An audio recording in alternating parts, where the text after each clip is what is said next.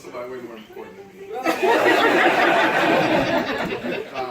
But I grew up watching Chips and all those police jobs. So I knew what I wanted to do, and coming here was a part of that. When I came here, I was 28 years old, and it's been only 6 years. In my eyes, I was very much so a kid.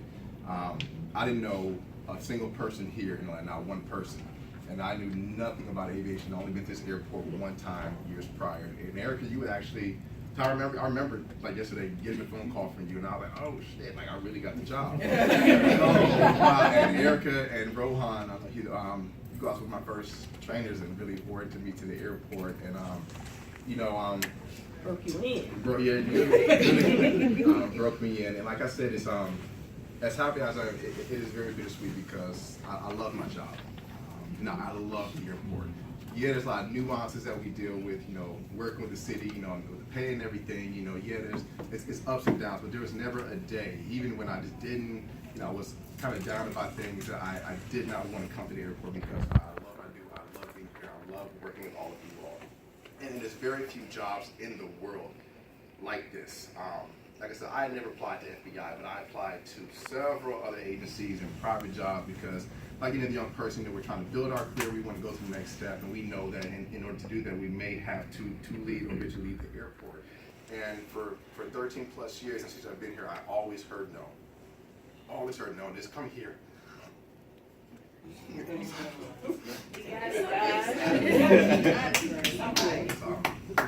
The only yes I'd have heard. And even here, I applied to Secret Service, applied to Air Marshal, I applied to local police departments, and I think I applied to be a greeter at Walmart even. And I got told no, and I would go through processes and get almost there, and they look at you like, wow, what we're looking for, this and third, and something would happen, and it'd be no. And there'd be days that I'd be down in the office, and y'all might think, oh, it's just normal DOA blues, and sometimes it was actually because I just found out. But you all, you never got down on me, you always encouraged me. And I appreciate everything. I learned something from every person in this room. Keith, you were my first manager. And even when you dumped the keys off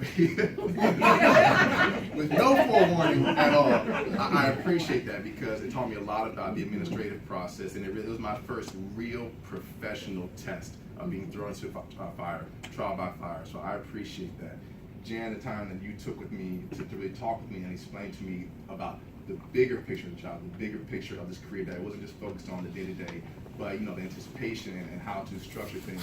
That was things that as a younger man that I did not get, and that I employed in everything I've done. And I will say thank you so much for giving me the opportunity. Thank you for the discipline. Thank you for correcting me when I was wrong, for making me a stronger man, a stronger professional, and most importantly, a wiser man. And I truly I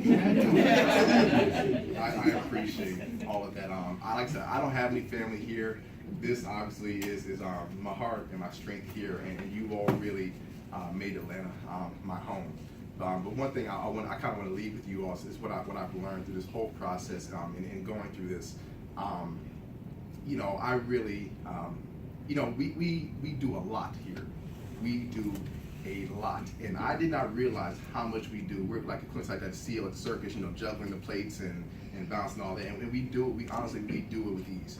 And I kind of undervalued myself, and I undervalued what it is that we do on a daily basis until I went through these processes. And I was in the process with the FBI, and in my group, I had people from special forces, people who had medical backgrounds, people who had legal backgrounds, people who had far more lavish careers than what I have. One guy was a molecular biologist, and I sat in that interview and I was able to compete with every single last one of them. I know the fact that some of those senior professionals did not get the job. I may not have the degrees, we may not have the lavish, but what we do here on a daily basis, honestly, we really, in a bigger picture, we are some very, very talented individuals. And I really want you all to understand that. There's down days, the job that beats you down, the pastors get to you. We know there's things outside of our forces that really work against us. But I want you to understand how valuable we are as employees and the skill sets that we have. So from the bottom of my heart, I want to say thank you all. This has been my dream. Had I not have come here, had it not been for you all and what you all have given to me, I would not have received this job. So you all have actually made my dream come true. So I want to say to all of you, thank you. I love you all. I'm going to miss you all. And yeah, so we'll see. We'll see.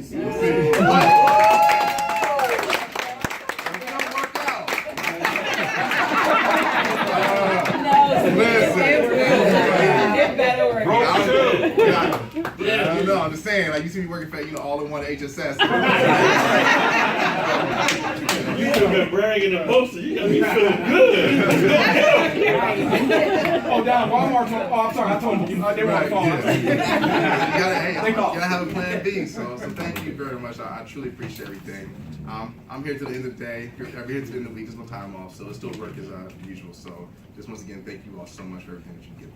All the best, baby boy. Thank you.